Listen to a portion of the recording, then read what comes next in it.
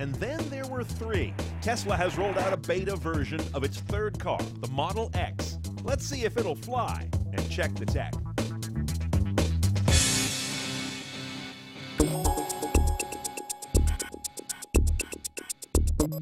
Of course, the first two things you notice about the Model X are, oh, it's an SUV, and oh my God, it's gonna fly away.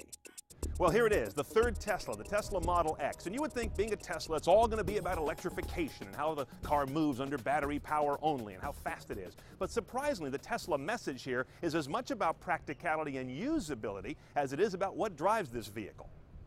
In fact, founder Elon Musk goes so far as to say this car will beat minivans, SUVs, and even the current 911, all at their own games. I think it provides a whole new level of functionality that no minivan and no SUV have. The most distinctive thing you'll see on the Model X are doors that do something you've never seen before. They lift like a gull wing door, but those have never been practical. These also articulate right about the belt line here and become what they call a falcon wing door. That gives you, according to Tesla, much more useful access to the second row with a child seat while also being able to use the third row at the same time. How many parents know what I'm talking about there? And of course, you can tell by the altitude of getting in here, this is a car that allows you to stand up on ingress. Now, Tesla says these doors will open up in any parking spot that has enough room for you to fit between the cars. Well, maybe if you're a big fat guy. To my eye, they seem to need somewhat generous space. But let's see what the production geometry turns out to be. However you get inside, it's LCD City. The instrument panel is all LCD. The center stack is one huge 17-inch touchscreen LCD. And there are even little iPod Nano-looking LCDs on the steering wheel to create dynamic control functions as needed.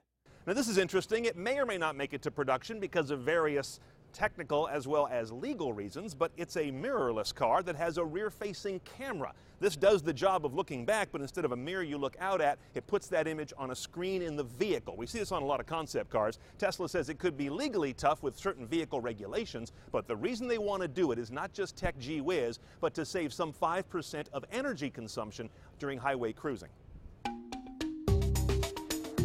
The Model X is built on the platform of the Model S. But with a bigger frontal area to move through the air, the range will be down about 10 or 12% on a charge. That means anywhere from 140 to 260 some odd miles, depending on the model you buy. 0 to 60 is expected to be 4.4 seconds, and that is indeed quicker than a current 911. Now, it's funny, Tesla talks about this car having the handling of a Porsche and also the performance of one, but also the front luggage capacity is rather similar.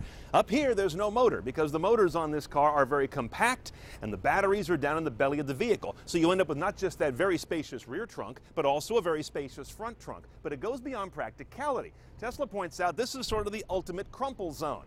When you hit something hard in this car, there's a lot of space for things to collapse without shoving an engine through the console where you are. The Model X is coming to market in limited production end of 2013, full volume top of 2014. Two big question marks. What will the appetite for EVs be by then? And will those doors really make it to production?